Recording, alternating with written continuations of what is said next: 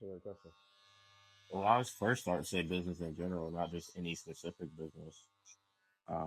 I got into business because I just seen the lifestyle that you can have. Um, Also, the responsibility for helping other people is very important to me, and I think that the initial push for entrepreneurship or starting something of my own, it really came from just like wanting to help my family out as far as financially. My previous background, I was love like a basketball lover. Like I love basketball, and so obviously I thought that was my initial role. But I really seen that um, the opportunities of people owning things put their family in a position to where they don't have to worry about finances anymore. And so from there, I knew pretty much getting out of high school that I wanted to own a business at some point. I've had thoughts of philanthropy early on, being a venture capitalist, um, but obviously not knowing any direction specifically how to get there, learning skill sets. And so it was just really finding my way through life. And luckily, I was able to meet some very successful individuals in um, online marketing and my main mentor, James, and and Devon Wilkins and Mike Bundy and a few others. And also more recently, a guy like Sahil Matani, Ken Weinrep, Richard Anderson, and just sort of exposing myself to a lot of people that have not really, I said like more the materialistic things. They're becoming the best version of themselves because of the amount of responsibility they're putting on themselves. And it's pretty cool to see. So I think that's probably why I chose to get in business in general, specifically the industry that we're talking about right now, which is more of the direct sales and um, marketing and contractual with companies and client acquisitions. I probably say just for initially the skill sets. I know that the main skill sets that someone will need to run a business, in my opinion, are sales, recruiting, leadership, and finance management, and let's say more relational aspects. And so I could learn all those skills and also some of the technological and back end things that maybe I wasn't taught growing up. I doubt the majority of people listening have had a family member teach them how to do a property and loss statement. So learning things like that, how to game plan for quarterly, semi-annually, how to calculate growth, and also how to build people and pull the best out of people while not pushing them too hard and loving them and learning that balance. And then you get the relational equity, you get the skill sets and stuff like that. So this business specifically was initially the skill sets that I learned, and obviously the type of money that we can make um, is it's crazy, and it's usually just for the clients. They've done very well themselves and just needed some help, and we're able to fill a gap in the market, provide a service for these clients, and they're able to pay um, us very very well. So, well, I think it all starts from for me. Um, First, the five people you hang around with will determine what it be in 5 years. And then like my mentorship that I've been able to get around and just seeing how they move. And also the desire of myself where uh, I've always had visions of myself in the future, like getting off a plane, shoot, got my guys with me, business partners, and we're going to like Bora Bora or doing a quick business trip somewhere else and then dipping off somewhere. And so that was always the vision itself. And then as far as me growing in who I am and be confident that um, there's a place for me here and that I'm meant to be here no matter what my skin color is. I never allowed my skin color or the way I spoke to sort of determine like my confidence and ability. I'm never a victim minded person. I'll say that. I think that's it's too far gone at that point. I don't think you can be an entrepreneur and be victim minded because it's completely opposite. So with that, just having the confidence that I know that I can become, and then going into the process of becoming. As far as speech, I've always struggled with that in the past. I think I still do struggle with it as well, but I know that initially, me just reading books helped me with the way I communicate and stuff like that. Listening to a lot of my favorite speakers, whether on the business side, I like a lot of comedians. And so that sort of helped me in that aspect to grow business. Black man, want to look good, want to at least sound like I know what I'm talking about. Yeah. Like, just because you're a black man or whatever doesn't necessarily mean anything. But just understand you have to play the game in a way where you understand certain industries, things of that nature. Like in the industry that I'm in currently, I can't wear what I would wear to high school to work, and people think that I'm professional. Um, it's like the small things as far as appearance and how you move and your communication, things of that nature. Um, say main advice, because that's what we want to get to. Because I'm drifting off a little bit. We can go ahead and cut this bitch right now. I'm playing. Don't cut it. Don't cut it. Don't cut it. What was the question again? Don't cut it. What was the question again? What's some advice that you would give to a young black man? You talking about them niggas? YNs, man. Them niggas. YNs, you know what I'm saying? These niggas. Trying to find a vision. Like that's pretty much like, I'm not gonna say in the streets, but just kind of like lost. Yeah. Okay. Well, I would say peel back first. Like, actually step away from your current circumstances. Like, if you feel like you're in the right race right now, you got to get into a more strategic type of plan. Pretty much, that's what you got to do. Realize at first, as a young black male, ain't nobody coming to save your black ass. I love you to death, but ain't nobody coming to save you. Not your mama, not your daddy, definitely not the government, and definitely not the little baby mama you got. Sorry, that came from my soul. I don't know who that was targeted to because I don't have a baby mama, but it just came out. Somebody there. But you have to peel back and really filter in first question you ask yourself when you obviously are not on a path or anywhere is like, how do you want to live? It's never what do you want to do, it's how do you want to live? If you want to live to where you're able to take care of your family, let's say at least retire with $1 million in the bank, not saying that you got to make a lot of bread. You can live very clean with $1 million in the bank, but you can leave something for your family, but you're not too flash, things of that nature. Cool. I just say probably find one skill set that you can learn immediately and to go to that pathway. Now, if you this can be confusing if you're an approval addicted person. Let me say that, young black guy who's listening.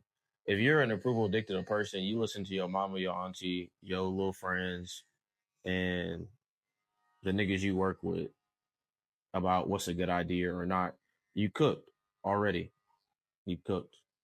So stop listening to people that are around you. You have to go to people that have fruit on the tree.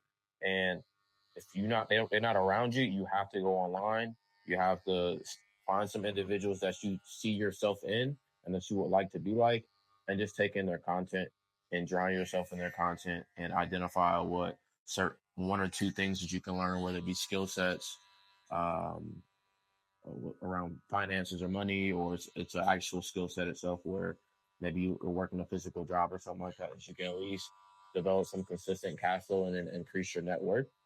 And while you learn through that time, also you can so I would say dive in deeper once you get to that point of like, I'm a spiritual man. So like, why did God put me here? What was my purpose? Like, I think that's probably the only reason I'm recording this shit while I'm getting a haircut right now, because this feels a part of it. So you have to identify what your purpose is long term. So go within. Remember, it's not going to come from your family and friends. It's not going to come from what the world tells you. It's going to tell you come from what's already planted in your DNA. You just have to go find, um, and just like isolate yourself. And then the last thing I would say, get in some good habits. Like you need to be going to the gym because you out of shape. You look dusty. Hair's uneven. Now I look like that. Hey, man, stop Right, talking bro. No. Hey, I was like that about 20. Yeah. So that like working out will be a great habit, whether you're a morning or a night person, like developing a morning or a night routine that sort of structures your day, cleaning your room, those like little small things will lead up to that. And then slowly as your association gets in play and slowly as you start putting yourself in these new environments, you always have discernment of who you're spending your time with. Always keep that mentality in. It's like I can't be around people that I can't be the biggest fish in a pond or people that are even with me. I have to be around people consistently that are better than me or that are running with me. Um, and with the good habits, with the mindset of who you're networking with the actually learning skills and not wasting days. Like how many days in a row have you just not done nothing or got better at anything? Like you suck. Like I'm not even saying that just to be an asshole. Like the proof says that. Like it's just true. Like you just gave up. And like we can't like I understand depression, I understand all that, but like there has to be a point in time. Like I need us to be where they could come in if they want to. I don't care. This shit off the cuff. Um but yeah, so I think that's probably what I would say to that young black guy. I know I was long winded. I'm very long winded. I have no idea. Go ahead. What separates me? Um That's a good question. what separates me? Questions and answers with Kenny. For real. She asking some good questions. Mhm. Definitely.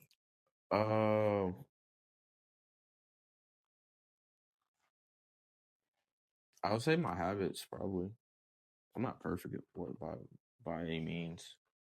I just think I have a little bit more attention to detail with my habits, and I think probably the main thing is that if I see based off of the others, if they're affecting my growth, they get cut off.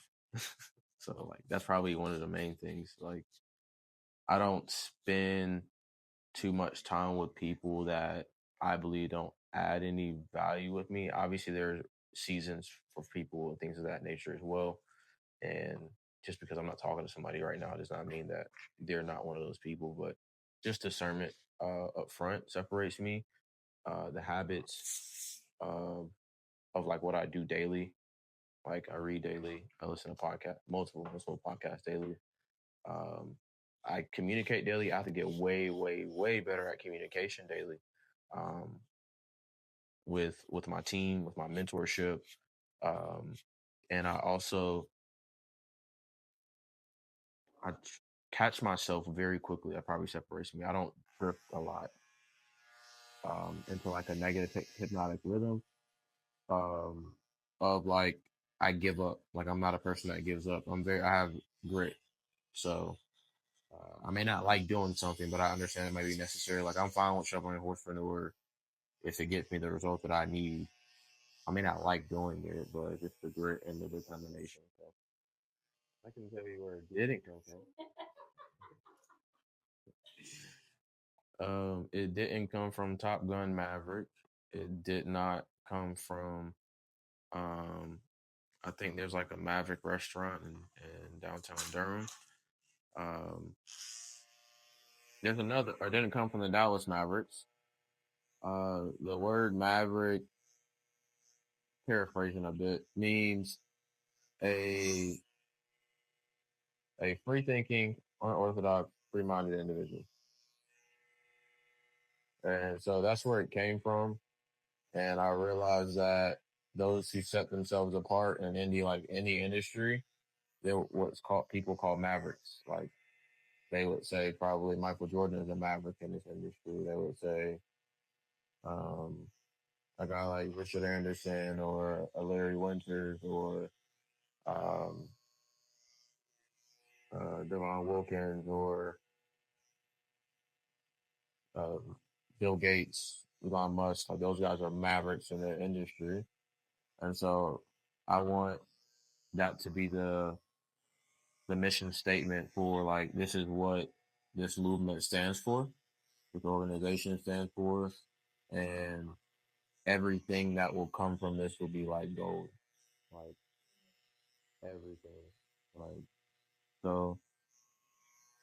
That's where it stemmed from, and then as I understood like growth and everything is lifestyle, pretty much, and habits, and I realized that everything stems from a planned event and intentionality. I realized that the Mavericks they have that intentionality, and the five pillars and the five pillars for like Maverick are like finances. The five pillars for Maverick are finances, relationships, fitness, emotional, and dang, I forgot the last one. I was like, you know, I suck.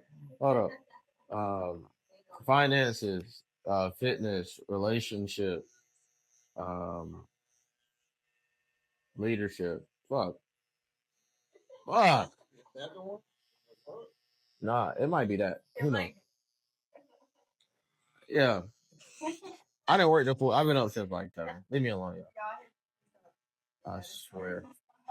Well, yeah. So there are five pillars of Maverick that include lifestyle, relationships with finances, and physical health, things of that nature that can sort of lead to someone. So I want to be a sort of a pillar for that, an example, and develop individuals through the team, whether it be through lifestyle products, whether it be through consulting and sales, things of that nature that brings the best out of people, and that they're able to take what we're taught here at Maverick and sort of make a spin on it and go their route that they want to go, whether it be into a different industry, whether it be at the same industries that we're in, and just grow way bigger than us. So um, I think Maverick's going to be a force in the next decade, and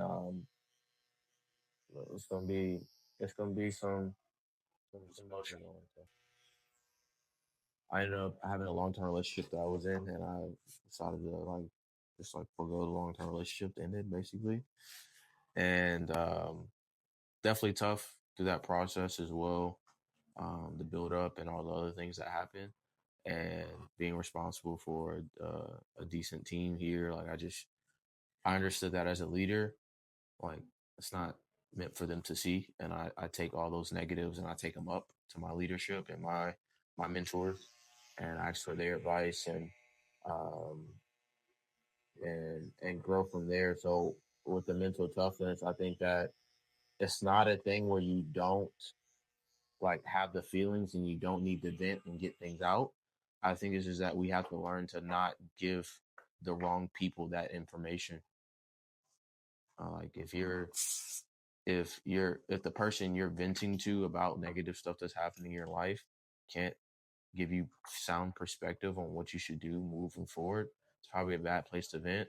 Or if that person you're talking to is a person that you're in, let's just say an org chart or responsible for in an employment situation, that you're their superior or leader or things of that nature, why would I bring my negative situations to you? Because you would then see me as like, oh, he got his own problems. He can't help me.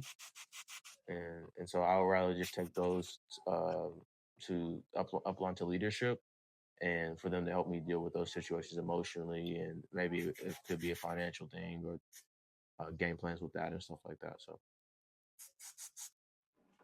I wouldn't say it's anything hard. If I think it just has to be discipline, understanding, um, and to understand that balance is a fluke.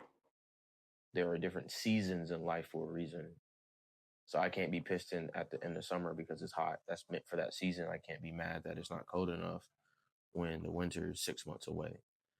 So there are certain seasons where you may be in a relationship that you value and that you want to move forward, but you know specifically that in your specific world that I'm gonna use as a guy's example. Let's just say a guy's trying to get his stuff going as far as the sure, I got you. Yeah, definitely. Or you can low key bring that in there and bring it in here. Yeah. Okay, I don't give a damn. But fuck it. Yeah. But yeah, give me 1 second. Yeah, I'm finishing. Are you good? I'm just finishing a riff right now. So with fuck, Relationship. yeah, a relationship and someone who's like you're supposed to be with, or whatever the outcome is in general has nothing to do. Current situation is I'm growing. I have to put more time in at this to increase my growth so I can get to where I need to get to, things of that nature. Has nothing to do with the way, with my feelings towards you. It's like, no, I love you. I spend time with you, all the things of that nature. But I want to progress. And if I don't progress, like I could lose an opportunity where it loses the ability to even like increase our lifestyle. You see what I'm saying? So that's the thought process you come from. And with the understanding is that, hey, this is just a season. Like, this is not forever. Like, I will never be with you. This is not forever. Like, hey, like, I know I didn't work a couple 15, 16-hour days. And I haven't really had a real conversation with you in like a day and a half, 2 days. But, like, the things that I'm doing are important. Like, and they're not just important like I'm saying they're important. They're important because, like, this is purpose driven. So, like, I'm stupid to not do it at this point. So they have to have the understanding that from the partner, like, hey, this is just going to be a season. And then also discipline on the person's side, they have to still prioritize. So they have to be more intentional about planning out these dates and planning out these family time, things of that nature. And maybe it'd be calls and stuff like that, and setting that aside and understanding that, like, you have to give still. You can't just say, like, turn all the knobs off and just focus on one specific thing. Like, no, life still goes. Like, you got family, you got girlfriend or boyfriend, we seen it all nowadays. Okay, sorry. I wouldn't put too much on that mentor side. I'm still young, so like I can't really mentor too many people on certain things. And all mentorship, in my opinion, is just perspective. That's all. It's, hey, if I were in your situation, I'll probably do this.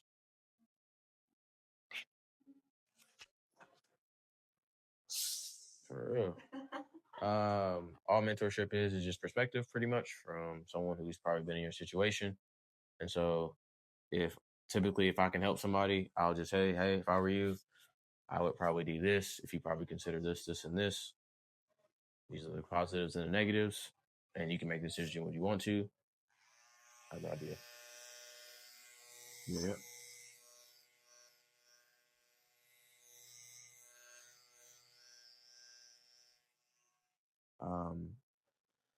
And then as a leader and a person, I'm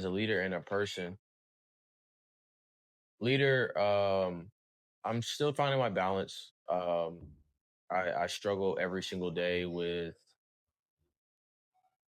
I know my weakness is I'm a lot laid back. And so I know that I'll let a lot of things pass. But I also, my laid backness I guess, is a, whatchamacallit, and a curse. I'm finally back. God dang. Oh, Lord have mercy. Ooh. Appreciate you, man. Can you,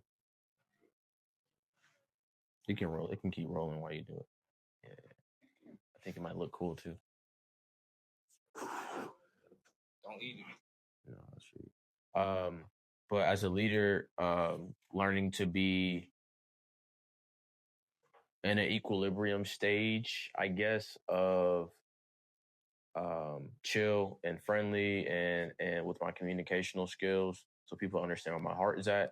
And then also critiquing, structuring, training, things of that nature. And it's really just equipping in general. So I think that's a main thing. You can,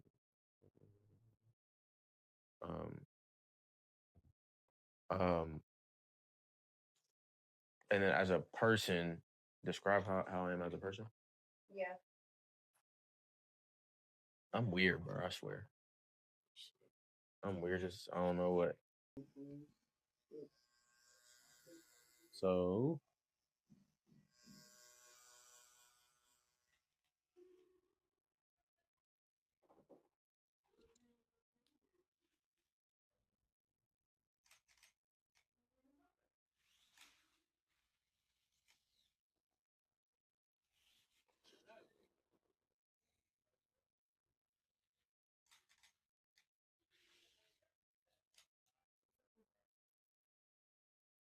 good, good, nigga, good.